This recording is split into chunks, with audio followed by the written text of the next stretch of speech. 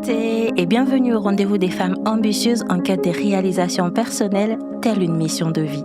Je suis Jeanne Bongo, la révélatrice, ton hôte, ta coach et bien plus. Si tu te sens tiraillée entre tes projets ambitieux et un quotidien frustrant, même après avoir construit une vie qui te semble parfaite, sache que derrière chaque femme ambitieuse se cache une histoire puissante, souvent oubliée. J'ai créé ce podcast avec une triple intention.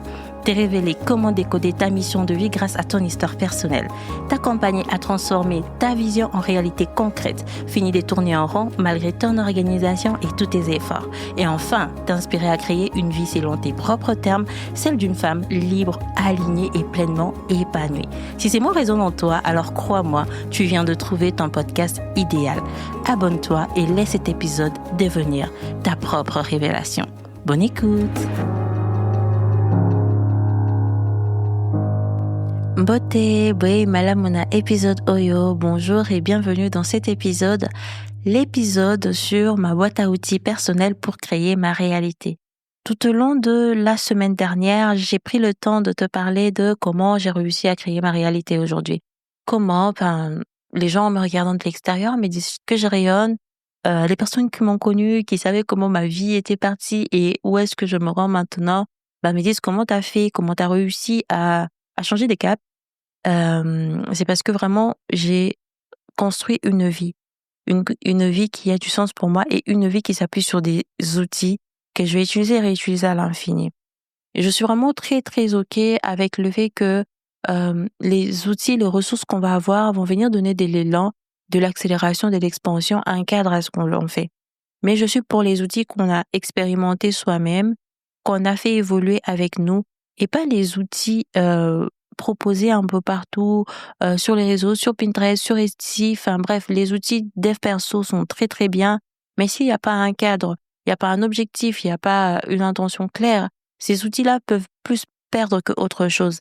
Ne vois pas en ceci juste une liste d'outils. Vois en ceci des outils pensés selon une vie, selon un cadre.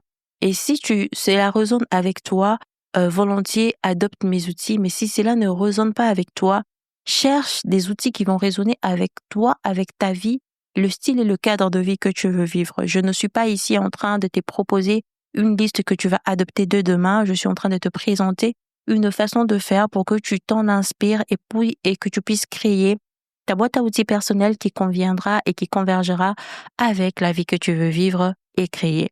Si tu commences des projets et que tu abandonnes, si tu as l'impression de courir partout sans avancer nulle part, et si tu te demandes souvent comment certaines femmes réalisent leur vision, alors que toi, tu peines à juste savoir quel est le prochain pas, quelle est la prochaine action que tu es appelé à faire, c'est vraiment le genre d'épisode qui va t'aider parce que tu ne vas pas manquer des idées, tu ne vas pas manquer de l'ambition. On a vu ça tout le long de ces séries que j'ai développées, que ce soit celui sur l'ambition féminine, la femme visionnaire ou même la puissance personnelle. Alors, on va vraiment prendre le temps. Je t'ai présenté cet outil qui, moi, me permet de structurer ma création au quotidien, ma vie, mes journées. Tout comme j'ai dit, c'est vraiment de les adapter à toi, de ne pas faire du copier-coller, mais d'aller faire un exercice que je vais te proposer à la toute fin pour aller personnaliser cela, parce que souvent, si je te dis, adapte à toi, tu ne vois pas concrètement comment le faire. Donc, je vais te proposer des questions qui vont t'aider dans ces sens pour que tu puisses voir et réaliser que créer ta réalité, ce n'est pas juste magique, c'est structuré, c'est intentionnel. D'accord? On commence par la phase 1. La phase 1, c'est d'aller identifier les besoins. Aller identifier les besoins pour savoir, en fait, de quoi j'ai réellement besoin. De quoi j'ai besoin pour avoir un semblant, je vais dire un semblant, mais me sentir que je suis disciplinée, me sentir que j'ai les temps, que je gère bien mon temps. Et ça va venir donner comme une structure, un cadre où les choses vont se passer et vont se passer dans un cadre bien précis. Parce que ma boîte à outils n'est pas une boîte à outils qui est là pour, comment j'ai envie de dire ça? Comme être des commandes. Ça va être un cadre qui va servir à ma vie et pas moi qui va aller servir les cadres. Les jours où je sens que ça ne va pas, en fait, je veux pas aller dans le sens de la boîte à outils, je veux suivre mon flow.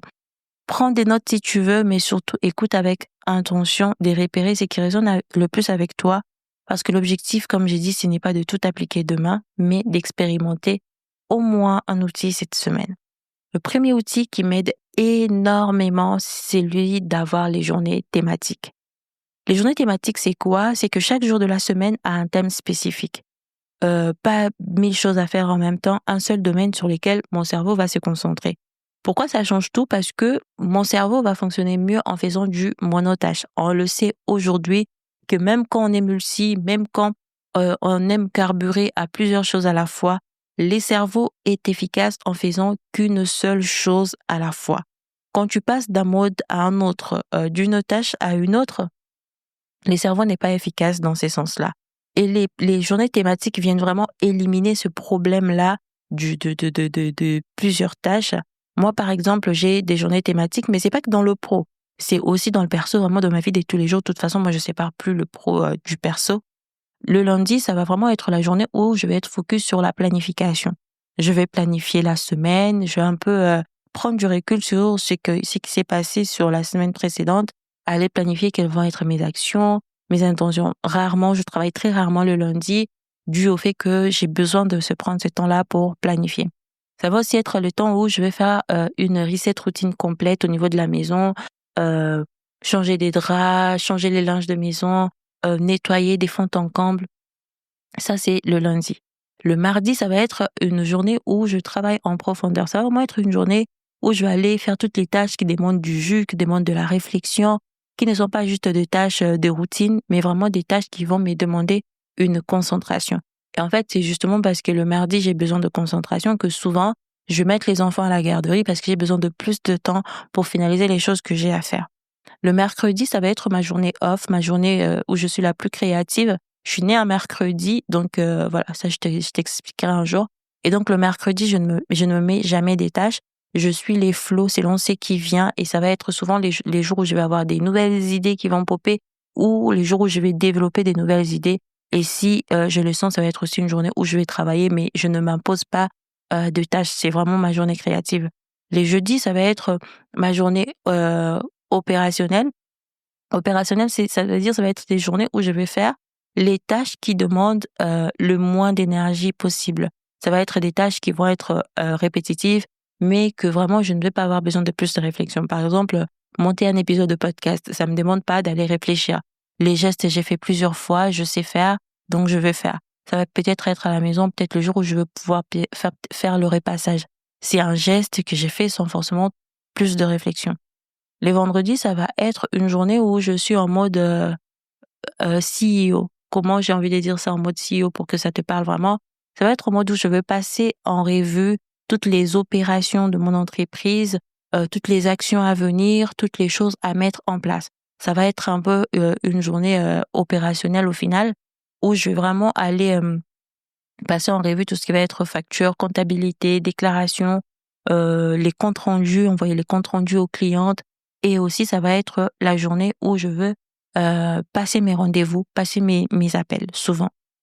Et voilà à peu près ce que ça donne. Le samedi, bon, je travaille pas officiellement, mais officieusement, si j'ai des choses qui traînent et tout ça, je le prends quand même par moment. Donc, mais sinon, le samedi, les focus est mis sur la famille, le sortie, les activités avec les enfants, le temps de qualité, parce que tu verras, c'est important.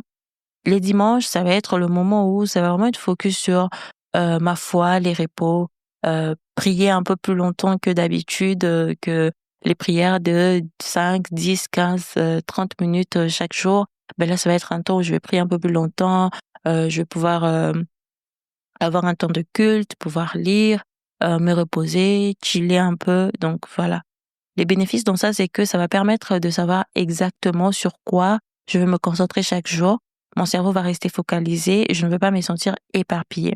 Et toi, comment tu peux adapter selon toi? Identifie tes 5 domaines de vie ou de travail. Peu importe ce que tu fais, ben, la famille, la spiritualité, les santé, les relations, l'apprentissage, euh, les finances, identifie cela et puis essaye d'attribuer un jour, si c'est pas un jour, même une demi-journée à chacun. Et si tu travailles dans le salariat, tu peux créer des plages horaires thématiques plutôt que des journées entières.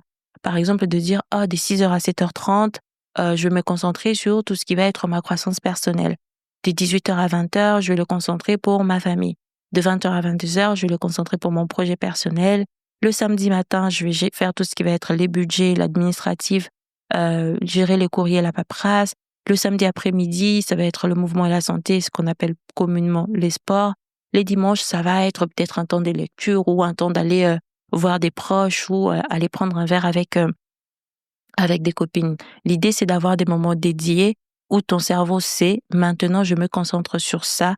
Et ça, c'est le premier outil qui va beaucoup t'aider. Le deuxième outil qui m'aide beaucoup, c'est l'incubateur à idées. Oh, celui-là, j'en ai grandement besoin. J'ai tellement d'idées qui viennent, mais qui viennent tout le temps. Quand je dis j'ai beaucoup d'idées qui viennent, en fait, il faut pas lire et comprendre là qu'il y a des idées business, des projets à réaliser.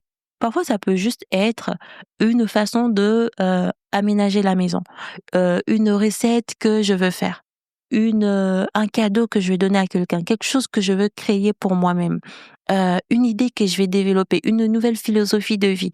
En fait, quand j'ai dit des idées qui viennent, lis pas ou comprends pas dans ça des idées business, des projets à développer. Comprends dans ça vraiment des idées qui viennent, mais qui vont servir ma vie.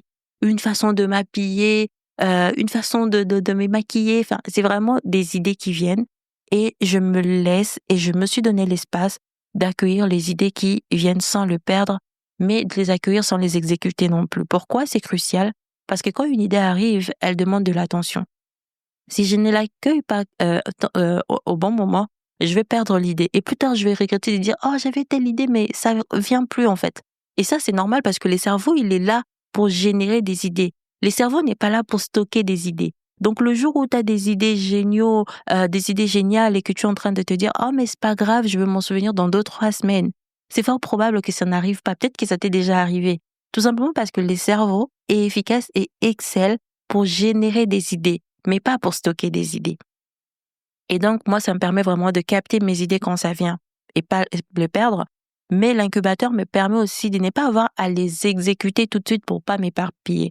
C'est vraiment ça le mot, vraiment incubateur, le faire incuber un peu. Et comment ça fonctionne, c'est que moi, j'ai 2 incubateurs. J'en ai un en version papier qui est un carnet physique où je vais aller écrire à la main. Et j'aime bien écrire à la main parce que ça permet de pas censurer le flot de l'idée quand ça vient. Ou sinon, je prends un mémo vocal, un dictaphone, je m'enregistre. J'ai dit à quoi consiste l'idée. Parfois, je peux faire ça alors que je suis en train de cuisiner, alors que je suis en train de marcher, alors que je suis en train de travailler ou de faire je ne sais quoi. Parfois, je vais faire un dessin, mais je sais que c'est une idée et moi, ça m'évoque quelque chose, ça m'écrit une espèce d'ancrage. J'en ai aussi un en format numérique qui est sous format Notion. Dès qu'une idée va arriver, je vais la capturer immédiatement. Les titres, la date, 3 lignes max, pas des descriptions détaillées.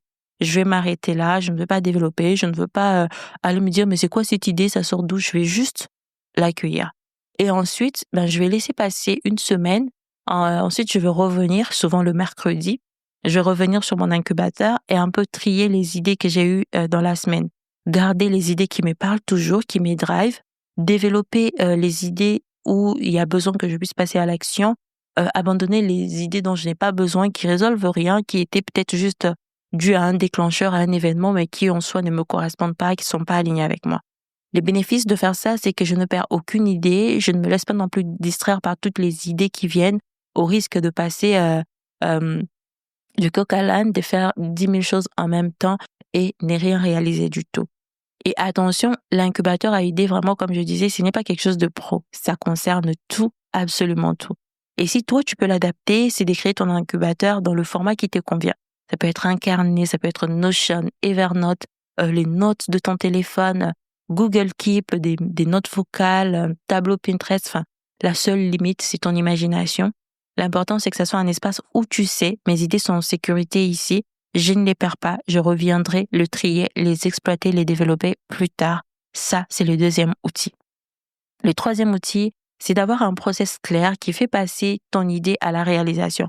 Ce n'est pas juste d'aller avoir des belles idées et puis on les stocke quelque part et puis on les oublie, on les consulte plus. On ne les fait pas développer. Le but, c'est que ces idées-là, puisque c'est ton imagination, que ces idées-là soient développées. Moi, c'est un système que j'ai mis en place en 6 étapes pour transformer une idée en quelque chose qui va vraiment être réalisé. Donc, première étape, on en a parlé, c'était l'incubateur. Là, j'accueille sans jugement. Deuxième étape, c'est l'incubation. L'incubateur, c'est l'endroit où ça va incuber, ça va un peu maturer. Et l'incubation, c'est la phase où je vais vraiment laisser mûrir. Quand je vais faire le tri, je vais décider ce que je garde, ce que je développe et ce que j'abandonne. Je vais encore laisser mûrir au moins 1 mois. Pourquoi? Parce que si l'idée me parle toujours après 1 mois, c'est que c'est aligné. Et si elle ne me parle plus, je l'abandonne sans culpabiliser. Je dis juste que voilà, c'est ça popé sur le moment. Ça m'a fait me sentir vivante, ça m'a fait me dire que j'ai une imagination qui est en route, qui fonctionne, mais pas forcément quelque chose qui est censé prendre de la place et de l'espace dans ma vie. Et ça me permet aussi de venir me demander, est-ce que c'est aligné avec ma vision?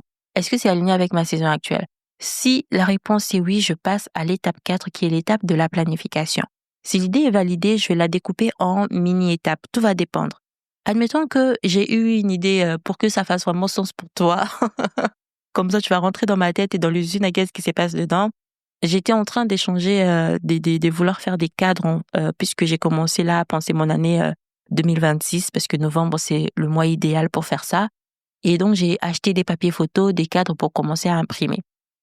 J'ai vu un cadre que j'avais affiché une fois au niveau de mes murs et je me suis dit, en fait, ça serait génial que j'efface ces cadres-là et que chaque semaine, je l'offre à quelqu'un dans ma communauté Instagram. D'ailleurs, si tu ne me suis pas sur Instagram, retrouve-moi, la révélatrice-du-8. Je me suis dit, ce serait intéressant si je pouvais imprimer ça. Je mettais dans un cadre et chaque mois, je faisais appel, je disais, voilà le cadre, voilà le texte que ça contient, qui ça intéresse, les personnes allaient se manifester et j'allais choisir une personne comme ça à qui j'allais envoyer. Ensuite, j'ai commencé à me dire, mais en fait, non, ça va pas le faire. Là, je me suis jugée. Ah, mais non, ça va pas le faire parce que ça va demander les frais, le coût d'expédition en plus. Et si les cadres se cassent, non, non, non, l'idée, je la développe pas. Voilà les genres d'idées que je peux avoir. Tu vois que ça n'a rien de business. Ça ne va rien m'apporter en termes d'argent. Au contraire, ça allait me faire dépenser. Mais ce sont les genres d'idées qui viennent, qui vont aussi nourrir l'expérience, qui vont aussi être cette part de contribution, cette part de enrichissement de l'autre. Mais voilà un peu. Et donc, quand l'idée va venir comme ça, je vais définir quels vont être les sujets principaux. Ensuite, faire un brouillon c'est que tout ce que ça va prendre, réfléchir vraiment. Ensuite, je vais aller créer l'idée si ça génère une création, lire, ajuster et le rendre public ou le mettre en place tout simplement. Ça va me permettre de pouvoir quantifier le nombre de temps dont j'ai besoin pour réaliser cela. Savoir le nombre de temps me permet de savoir sur quelle plage je vais le planifier dans mes journées thématiques. Je vais mettre ça dans mes journées thématiques, mais si ça demande peut-être, admettons 11 heures, alors que le lundi, j'ai déjà des journées prises, je vais peut-être dire, je vais étaler ça sur 4 lundis. Je vais étaler ça sur 5 lundis. Tu vois, c'est là que ça me permet d'avoir une planification qui est efficace, qui est objective et qui ne vient pas tout chambouler dans ma vie. Je ne change pas ma vie du tout au tout, du jour au lendemain, parce que j'ai une idée géniale.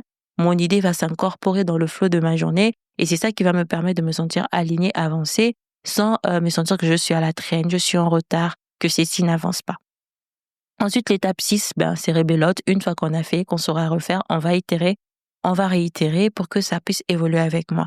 Les bénéfices ici, c'est que ça va permettre de fluidifier toutes les idées qui vont passer à l'action, sans pression, sans éparpillement, je voulais dire. Comment toi, tu peux l'adapter? De choisir une idée de ton incubateur cette semaine, d'appliquer les 6 étapes et d'observer ce qui se passe. C'est ça le 3e outil et c'est très important. Le 4e outil dont j'ai envie de te parler, c'est le sas des décompressions. Ces 4e outils, c'est vraiment des moments intentionnels dans la journée pour changer des casquettes, pour changer de flow, pour changer des dynamiques. Pourquoi c'est essentiel? Parce que le cerveau a besoin des transitions pour passer d'un mode à un autre. On a déjà vu que le cerveau n'excellait pas dans du multitâche, le cerveau excellait dans du monotâche. Quand je dis monotâche, je ne vois pas encore ici, comment j'ai envie de dire ça, que des tâches professionnelles. Vois, c'est là vraiment les tâches les plus basiques. Autant, par exemple, je veux dire, je vais mettre tous mes rendez-vous le vendredi et rédiger tous mes comptes rendus les jeudis. Autant, je vais peut-être, quand je vais être là en train de couper mes légumes, je vais faire les choses dans le même ordre. Je vais d'abord le laver, ensuite je vais les éplucher et seulement après je vais les découper. Ça permet de faire une seule tâche avec la répétition. Et quand on fait les choses avec la répétition, ça apporte aussi de l'accélération et de l'expansion. Parenthèse fermée, nous étions en train de parler du sas des décompressions. Donc les sas des décompressions vont à peine prendre quelques minutes, 5 à 10, 15 minutes, et ça va permettre vraiment de créer cette zone tampon. C'est entre deux qui permet de se régénérer, de ne pas empiéter sur ce qui va commencer, de ne pas emporter ce qui a été dans ce qui va être, mais vraiment de façon néfaste. Ça peut être la marche à pied, même 15 minutes autour du pâté de maison. Ça peut être une musique qui va venir recentrer, qui va apporter de la joie, de l'émerveillement, de la satisfaction. Ça peut être une prière courte qui va être dite. Ça peut être de la respiration consciente, de prendre 3 grandes inspirations et expirations. Ça peut être de l'étirement, de juste regarder par la fenêtre, regarder le monde qui bouge, les choses qui se passent autour. Ça peut être me faire une boisson que j'aime, que j'affectionne, ou encore sortir, aller faire un tour dans le magasin. Attention ici, dans les sas de décompression, il n'existe pas un endroit où on va prendre son téléphone, où on va scroller. Ce n'est pas un sas, c'est quelque chose qui va permettre de se saturer et pas de se décompresser. Peut-être prendre son téléphone pour écouter un podcast ou écouter une musique, oui, mais pas pour scroller. Aussi, ça peut être quelque chose qui te divertit, des blagues, des divertissements. Et les bénéfices dans ça, c'est que je vais rentrer dans chaque activité en étant pleinement présente, pas avec la fatigue, les frustrations ou l'euphorie, parce que parfois quelque chose peut bien finir aussi, et être dans cette euphorie-là peut faire que je ne sois pas objective dans ce que je vais commencer par la suite.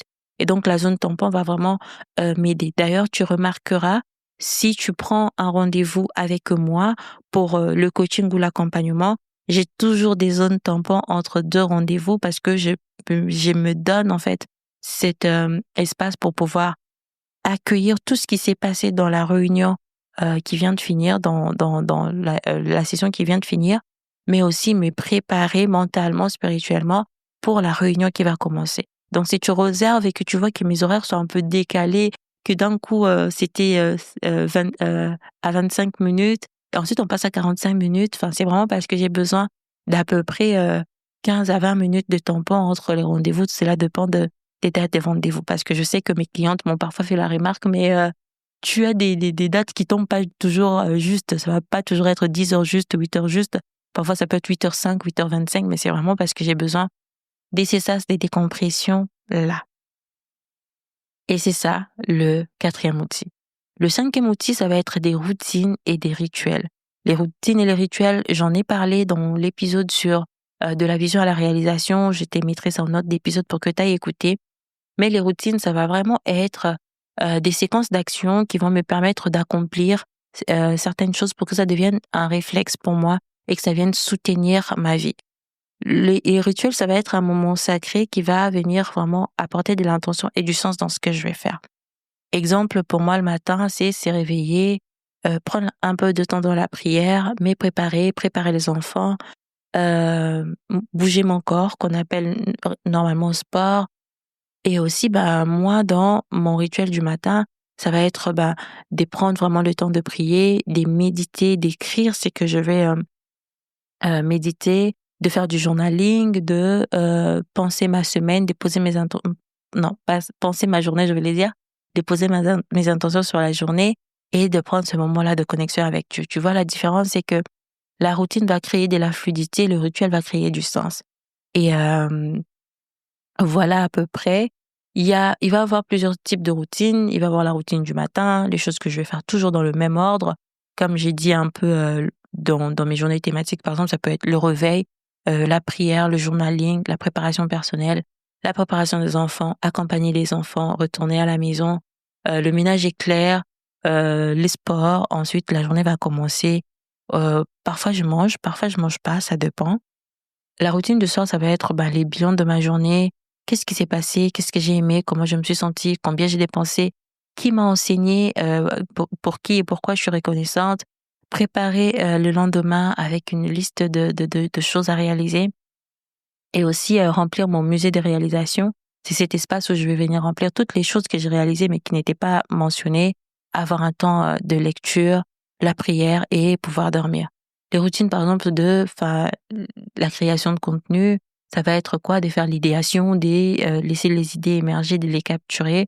Ensuite, le brainstorming, c'est-à-dire développer l'idée, Et ensuite, la rédaction, je vais rédiger, je vais corriger. Ensuite, je vais mettre sur les visuels et ensuite, je vais pouvoir le planifier, le publier. Voilà à peu près ce qui va se passer. Les bénéfices dans ça, c'est que vraiment, comme je le disais, les routines vont créer de la fluidité. Ça va me permettre de faire les choses plus efficacement sans avoir à réfléchir, à réinventer la roue à chaque fois. Les rituels vont créer du sens. Ça va me reconnecter à qui je suis et qui je veux vraiment être et c'est qui compte pour moi. Comment toi tu peux l'adapter selon toi? C'est de créer une routine, que ça soit du matin, du soir, peu importe, de la semaine, du mois. Expérimente cela pendant une semaine et essaie d'ajuster selon ce qui fait du sens pour toi. C'est ça le 5e outil. On passe au 6e outil. C'est vraiment l'outil qui m'a les plus alignée. Cet outil m'a permis de ne pas être dans, j'ai envie de dire ça, dans l'arrière-scène, mais de prendre les commandes avec intention, avec détermination et avec lucidité. Cet outil, je l'appelle les consommations intentionnelles. Tu vois ici, je ne suis pas en train de te parler de la roue de la vie, je suis pas en train de te parler de l'ikigai, je ne suis pas en train de te parler de toutes ces choses qui existent. Je suis en train de te parler des choses qui m'aident à créer ma réalité, à vivre une vie intentionnelle. Et les consommations intentionnelles, c'est vraiment cet outil qui me permet d'être consciente de ce que je consomme pour nourrir mon âme, nourrir mon corps, nourrir mon mental, nourrir mon esprit. Parce que souvent, quand on va aller parler de c'est nourrir les consommations, on va rester dans la sphère physique. Alors qu'il y a 4 dimensions de l'être. Il y a la dimension spirituelle avec l'esprit, la dimension physique avec le corps, la dimension mentale avec l'intellect, la pensée et le cerveau, mais aussi il va aussi avoir la dimension émotionnelle avec les cœurs. Et si on s'arrête juste à la dimension physique, qu'est-ce qu'on est en train de faire? On est en train d'appauvrir son esprit, alors que c'est toujours dans cet ordre-là. L'esprit va influencer la pensée va influencer l'émotion va influencer l'action, le physique, le corps, et le corps, d'une certaine manière, va influencer l'environnement, et l'environnement, à son tour, va influencer l'esprit. Et donc, c'est un cercle qui se passe à chaque fois. Si on ne fait pas attention aux détails de chaque phase, on va rentrer comme ça dans un cercle vicieux, où on vit toujours les mêmes choses de la même manière. Et si on fait attention, on va rentrer dans un cercle vertueux, où son esprit va venir apporter à son mental ce dont le mental a besoin, ainsi de suite, et l'environnement va être impacté, l'environnement va faire en sorte que l'esprit va être nourri, et l'esprit va pouvoir rentrer encore dans cette phase-là. Parce que ce qu'on pense, ce qui nous influence, va finir par ce qui nous influence, ce à quoi on est exposé, ce qui va vraiment beaucoup résonner en nous, au niveau du subconscient et pas de la conscience, va être ce qu'on va penser. Ce qu'on va penser va devenir ce qu'on va dire. Ce qu'on va dire va devenir ce qu'on va faire. Et ce qu'on va faire va devenir ce qu'on va vivre. Et c'est ça qui crée la réalité. Donc, dans mes 4 catégories, il y a déjà la consommation spirituelle. Ça va être tout ce qui va être la prière, les prédications, la lecture de la Bible, la musique gospel, les louanges, l'adoration. Ça, c'est vraiment tous les jours. J'ai besoin de ma dose tous les jours. Autrement, je suis pas là. Et ça se ressent très, très vite. La consommation numéro 2, la plus répandue, c'est la consommation physique qui va nourrir le corps.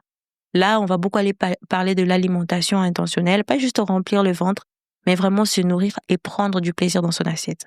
Il va y avoir les mouvements qu'on appelle communément sport, mais dans le mouvement, il n'y a pas que le sport. Il y a la danse, il y a la marche, il y a plein d'autres activités pour s'émouvoir, pour bouger son corps et être en activité. Il va y avoir le son du corps, l'hygiène de vie, il va y avoir le temps de repos, le temps de sommeil. Ça, encore une fois, c'est tous les jours. Ensuite, il va y avoir la consommation mentale. La consommation mentale aussi, c'est quelque chose dont on parle beaucoup, qui va aller nourrir la pensée, les cerveaux, l'intellect. Et ça va être quoi? Ça va être toutes les ressources comme des podcasts, des formations, des livres, des conférences, des documentaires, des conversations enrichissantes. Ça, moi, c'est vraiment au moins une fois par semaine, plusieurs fois par semaine, mais une fois c'est minimum, parce que ça va permettre vraiment d'aller encore activer ma curiosité. Mais il peut aussi juste s'agir de conversations profondes avec des personnes qui vont comme me faire sortir de mon système de raisonnement habituel, qui vont comme me faire tilter. Oh, il y a cette façon de faire aussi. La dernière des consommations, c'est la consommation émotionnelle. Ça, c'est quoi? C'est vraiment d'aller passer du temps de qualité avec mes proches, aller créer des moments de joie des créativités avec des actions créatives, des activités qui stimulent en fait ma créativité et mon imagination, des expériences qui vont me faire me sentir vivante. Et ça, encore une fois, c'est hebdomadairement, mais si je le fais plus, c'est encore mieux. Et ça me permet vraiment de consommer par intention et pas juste par défaut ou par habitude. Je vais consommer par intention parce que c'est vraiment crucial pour aller créer mon cercle vertueux et sortir du cercle vicieux de oh, je consomme du contenu, mais ça m'aide pas et puis ça me frustre et puis tout ça. Et je vais te donner un exemple concret. C'est que j'ai longtemps écouté le podcast de Caroline Mignot. Son podcast s'appelle Marketing Square. C'est un excellent podcast. Caroline Mignot, elle a été, j'ai envie de dire, top podcast pendant je ne sais combien de temps dans sa catégorie. Et le problème, c'est que le podcast de Caroline parle de marketing, mais c'est axé sur LinkedIn. Moi, je ne suis pas sur LinkedIn, pas encore. J'y serai peut-être un jour. Et clairement, je ne suis pas sa cible. Résultat, j'ai perdu du temps, mais vraiment perdu du temps. J'ai récolté des informations qui ne me servaient pas dans cette saison de ma vie. Et j'étais frustrée parce que je ne pouvais pas les appliquer. Et qu'est-ce qui se passait? C'est que j'avais une information. Soit j'étais frustrée à me dire, mais en fait ça, moi je peux pas l'implémenter tout de suite. Ça veut dire que je n'avance pas suffisamment dans mon business. Je veux pas vite. Mon entreprise n'est pas comme elle devrait être parce que regarde les conseils qu'elle donne, je peux pas les appliquer. Ça me frustrait. Soit j'y allais quand même, j'essayais d'appliquer ce qu'elle disait, mais à la fin je me rendais compte que c'était pas adapté à moi et ça me frustrait encore. Dans tous les deux cas, ça me frustrait. Et ça fait qu'aujourd'hui j'ai pris des décisions. Ça peut être un super podcast, un super contenu, mais si ce n'est pas aligné avec où je suis aujourd'hui dans ma vie, je ne veux pas aller les consommer, d'accord? Si c'est aligné avec où je me rends, mais je n'ai pas les ressources, je vais y aller pour élargir les horizons. Mais si ce n'est pas aligné, je ne vais pas aller. Ça, parce que ça va être une perte de temps et une source de frustration. Ce qui fait qu'aujourd'hui, je me suis massivement désabonnée de plusieurs newsletters. Je me suis désabonnée de plusieurs podcasts. Il y a des livres que je ne lis plus et que je ne lirai plus. Il y a des contenus qui sont vraiment très bien, mais moi, j'ai décoché la case. Tout simplement parce que ce n'est pas aligné avec moi. Et si ce n'est pas aligné avec ma saison actuelle, ben, ça me sert pas. Je ne veux pas consommer ça en me disant, oh, on sait jamais, ça me servira plus tard. C'est de la surconsommation, j'en ai pas besoin, en tout cas pas aujourd'hui. Et aussi, ce qui peut aider aussi dans ces sens-là, si je dis, oh, ça va m'aider quand j'y serai, mais ça se trouve que quand j'y serai, les normes auront changé, les codes auront changé. Donc, ce qui existe et fonctionne aujourd'hui ne le sera plus. Par exemple, tous les conseils que j'ai emmagasinés en écoutant Caroline, les jours où moi je me lancerai dans LinkedIn, admettons que c'est dans 6 mois, 1 an, 2 ans, ben en fait, tous les conseils qu'elle aura donnés ne vont plus me servir parce qu'entre-temps, ben, LinkedIn aura évolué et les normes auront changé. Et donc, dans tous les cas, ça aurait été une perte de temps et une frustration. Et les bénéfices dans ça, c'est vraiment, ça permet que on est nourri à tous les niveaux, pas juste rempli de contenu vide d'essence. Et comment toi, tu peux l'adopter? C'est d'aller faire l'inventaire de tes consommations actuelles. Identifie ce qui te nourrit, identifie ce qui te sature. Désabonne-toi de ce qui ne te sert pas, des profils Instagram, Pinterest, des comptes YouTube. Je me suis encore ce matin désabonnée de certains comptes YouTube. Fais-le en conscience parce que ce que tu consommes va alors beaucoup, influencer ce que tu vas penser. Ce que tu vas penser va influencer ce que tu vas dire. Ce que va dire va influencer ce que tu vas faire. Ce que tu vas faire va influencer ta réalité. C'est ça, le 6e outil. On arrive au 7e outil. J'en ai un peu parlé dans l'épisode où j'ai parlé de 10 prises de conscience qui ont changé ma vie forever. Il y a la reformulation. La reformulation, c'est vraiment l'art de s'arrêter et reformuler ce qui vient d'être dit ou entendu pour être aligné avec qui on est vraiment et ce qu'on veut dire et comprendre. Tu sais, quand on a fini de parler et qu'on a dit quelque chose dont on n'est pas fier, qu'on n'est pas contente, il y a quand même cette petite voix qui parle en nous, mais t'aurais dû dire de cette manière, t'aurais pu faire ça. Et souvent, on dit les choses par habitude, par automatisme, sans que ça reflète vraiment notre pensée. Exemple typique, comment tu vas? Je vais bien. Comment ça va? Ça va bien. Je prends pas le temps de me demander, oh mais comment ça va? Comment je me sens? Comment je me porte? En fait, c'est un mécanisme et ça fait appel à une réponse automatique. Même quand on ne va pas bien, mais on va juste dire ça va bien parce que tout le monde dit ça va bien. Pourquoi je dirais autre chose? C'est quoi l'autre formule d'ailleurs? Et moi, je contourne ça par exemple en disant comment tu te portes? Comment tu te sens? Ça coupe en fait de la réponse automatique. Ça permet de prendre ne serait-ce que 3 secondes pour réfléchir et répondre différemment que la réponse automatique. Et ça, c'est que ça va faire, c'est que si on ne change pas la façon dont on parle, si on ne reformule pas, notre pensée va continuer avec les mêmes mécanismes. Et moi, par exemple, j'ai donné des exemples de comment je faisais avec moi-même, de comment je faisais avec mes proches, avec les enfants. Si tu n'as pas écouté, je mettrai l'épisode dans le note d'épisode pour que tu aies écouté. Et moi, ça m'aide vraiment à aller impliquer ma responsabilité et pas juste à aller enlever un poids dans la bouche de l'autre. C'est de contribuer et faire impliquer aussi l'autre à contribuer. C'est notre responsabilité partagée de sortir du pilote automatique, de sortir des phrases toutes faites qu'on a mis dans nos bouches, puisqu'on a entendu ça plusieurs fois, on ne sait pas d'autres alternatives, d'autres façons de faire. Et toi, c'est qui peut t'aider dans ce sens, c'est vraiment d'aller comme t'entraîner à dire ce que tu veux vraiment dire et pas ce que tu es habitué à dire. Ça va te permettre aussi de créer de nouvelles façons de penser et pas juste de répondre avec automatisme. Ça va aussi te faire sortir du pattern de langage automatique qui ne te servent plus, qui ne sont plus alignés avec toi, mais tu es quand même obligé à le dire parce que ton vocabulaire est pauvre. Pas pauvre parce que tu n'es pas cultivé, mais ton vocabulaire est pauvre puisque tu n'as connu que ça. Et si tu prends un peu du recul, un peu de temps pour reformuler, tu vas aller chercher au-delà de tout ce que tu es habitué à dire. Et cette semaine, autorise-toi à t'arrêter pour reformuler au moins 3 fois. Même si c'est inconfortable, même si tu dois, t'écorcher la bouche, observe ce qui va changer en toi. C'est ça, le 7e outil. Les outils, c'est très bien, mais il va y avoir des principes qui viennent avec ces outils-là. Le premier principe pour moi, c'est la structure et la flexibilité. Avoir un cadre, c'est important. Par exemple, les journées thématiques, les routines, les process, mais rester flexible, c'est encore mieux. Parce que si je suis dans une journée où la thématique, c'est l'administratif, mais que j'ai une urgence parce que j'ai un enfant malade, parce que j'ai une cliente qui a eu un problème, elle ne peut pas vendredi et qu'elle ne peut que ce jour-là, ben en fait, c'est OK de pouvoir bouger les lignes, de pouvoir adapter les choses selon ma situation. Le cadre sert ma vie, ce n'est pas ma vie qui va venir servir le cadre. Le deuxième principe, c'est l'intention plus l'action. Chaque outil va toujours commencer par une intention claire. Pourquoi je fais ça? Qui je veux devenir? Qui je suis? Qui je veux être? Et ça va finir par se traduire par des actions concrètes. Comment je le fais? Pourquoi je le fais? Avec quoi je le fais ou avec qui je le fais? Sans intention, on est sur des actions mécaniques et ça perte de sens. Et sans action, on est vraiment sur juste une liste de souhaits et ça emmène nulle part en fait. Le troisième principe, c'est l'adaptation continue, de réaliser, de me rendre compte que ce qui fonctionne aujourd'hui ne fonctionnera peut-être pas dans 6 mois, dans 1 an, dans 2 ans, et que je suis là pour expérimenter, observer, ajuster ou même parfois abandonner si ça n'a plus d'aucune utilité, ce n'est plus d'aucune utilité. Mes outils évoluent avec moi saison après saison. Ces outils ne sont pas des règles rigides, ce sont des cadres qui s'adaptent à moi, à ma saison, à mes besoins. Je prends ce qui résonne, je laisse ce qui ne fonctionne pas. Et c'est aussi tout l'enjeu pour toi, pour aller créer ton système. Comment tu peux passer à l'action après m'avoir écouté pour aller créer ta boîte à outils personnelle, la boîte à outils qui va te permettre de créer ta réalité, la vie que tu veux? Commence déjà par choisir un outil que tu vas expérimenter cette semaine. Parmi les 7 outils, lesquels résonnent le plus avec toi? Est-ce que ce sont les journées thématiques? Est-ce que c'est l'incubateur à idées? Est-ce que c'est les processus qui fait passer de l'idée à la réalisation? Est-ce que c'est les sas des décompressions? Est-ce que c'est les routines et les rituels? Est-ce que c'est la consommation intentionnelle ou est-ce que c'est la reformulation?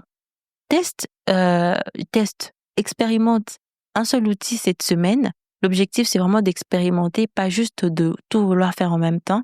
Prends ce qui fait du sens pour toi et adapte-le selon toi. Par exemple, moi, mes journées thématiques, moi, je suis à mon compte et je travaille depuis la maison. Mon objectif, c'est qu'avant la fin de cette année, je puisse avoir mon local et mon bureau parce que je suis fatiguée de travailler de la maison. Mais pour l'instant, je travaille encore de la maison, mais je suis à mon compte. Ça me permet d'avoir une flexibilité au niveau de mon horaire que peut-être toi, tu n'as pas si tu es encore dans le salariat. Et le tout, c'est de ne pas juste te dire, ah, je vais avoir des journées thématiques alors que tu as des horaires imposés. C'est peut-être d'aller créer des plages thématiques qui vont te permettre de insérer les choses un peu plus intentionnellement en plus de ce qui est déjà attendu et exigé de toi. L'incubateur, si toi, tu n'aimes pas écrire, enregistre ta voix. Si enregistrer ta voix ne te parle pas, fais des dessins qui vont te parler, qui vont matérialiser, extérioriser l'idée qui vient en toi. Les sas des décompressions, si tu n'as pas 15 minutes, commence par prendre ne serait-ce que 2 minutes pour expérimenter. Observe ça pendant une semaine, vois ce qui se passe. Est-ce que ça crée de la fluidité dans ta vie? Est-ce que ça réduit ton stress, ton éparpillement? Est-ce que ça t'aide à avancer sur ce qui compte vraiment? Si la réponse est oui, fais évoluer l'outil avec toi, garde-le, intègre-le durablement. Si la réponse est non, ajuste et expérimente un autre outil la semaine suivante ou inspire-toi auprès de d'autres personnes. Tu sais, ce que je te propose n'est pas vérité d'évangile. Il existe plusieurs façons de faire. Le tout, c'est de trouver les inspirations chez les personnes qui sont alignées avec toi et que tu sens que vous êtes dans le même diapason. Le quatrième exercice, c'est de construire ton OS. Oh, je vais le dire, ton système opératoire ou operating system. C'est quoi? C'est tout simplement ton fonctionnement, ton cadre de fonctionnement qui va évoluer avec toi. L'objectif n'est pas de copier-coller un système, c'est de créer le tien, outil par outil, semaine après semaine. Par exemple, semaine 1, j'ai testé ça, je garde ci, j'ajuste cela, semaine 3, tu fais ça. Et tu vas voir qu'avant même que 2026 n'arrive, tu auras mis en place un système qui va porter et supporter tes objectifs de l'année 2026. Tu ne vas pas attendre que janvier arrive pour commencer à créer ton cadre. Ton cadre sera déjà créé et tes idées et tes projets de janvier vont venir déjà rentrer dans ton incubateur et dans le process que tu auras mis en place. Tu vois que tu seras déjà préparé. Et tu ne vas pas juste rester là l'attente à attendre les objectifs, les résolutions de la nouvelle année. Et on sait que si tu rentres dans ce flow-là, ça va pas le faire. On se retrouvera dans la même phase encore une fois. Question pour t'aider, pose-toi la question, quel est mon plus grand défi d'organisation actuellement? Qu'est-ce qui constitue d'un frein pour que je puisse m'organiser efficacement? Est-ce que j'ai l'impression que je manque du temps? Est-ce que j'ai l'impression que je manque des ressources, des outils peut-être pour planifier de façon ou de voir, de quantifier où va mon temps? Euh, Quel outil pourrait m'aider dans ces défis spécifiques? Comment je peux l'adapter à ma réalité, mes horaires, mon énergie, mes préférences? Comment je saurais que cet outil fonctionne pour moi? Tu n'as pas besoin de copier un système, tu as besoin de créer le tien. Inspire-toi de ce qui fonctionne, adapte-le selon toi, expérimente, ajuste, mais surtout, fais évoluer avec toi. Voilà, c'est tout ce que j'avais à te partager. J'ai dit que c'est tout ce que j'avais à te partager, alors que quand je regarde le temps, on est déjà à peu près 40 minutes. Je crois que l'épisode va être utile, vraiment d'utilité publique, et c'est pas que pour aujourd'hui, c'est sur le long terme. Écoute, ça a été un très très grand plaisir pour moi d'enregistrer cette série en particulier puisque je l'ai abordée d'un angle un peu plus personnel, mais vraiment ce marathon en général. D'ailleurs, demain, on fait les bilans sur ce qu'a été ces 30 jours, qu'est-ce qui s'est passé, et retrouvons-nous demain pour en parler. Juste avant, tes outils vont façonner ta réalité quotidienne. Ton système, quand il s'aligne, va aller créer la vie que tu désires réellement vivre. Retrouvons-nous demain. Prends soin de toi. Bye.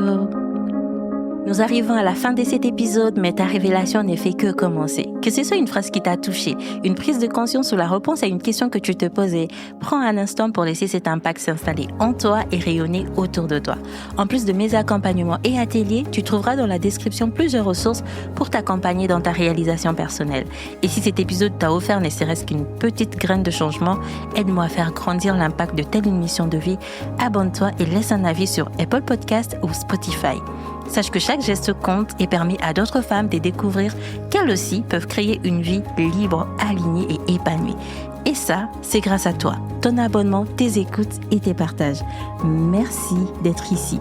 Prends soin de toi et à très bientôt pour un nouveau rendez-vous de révélation. Bye!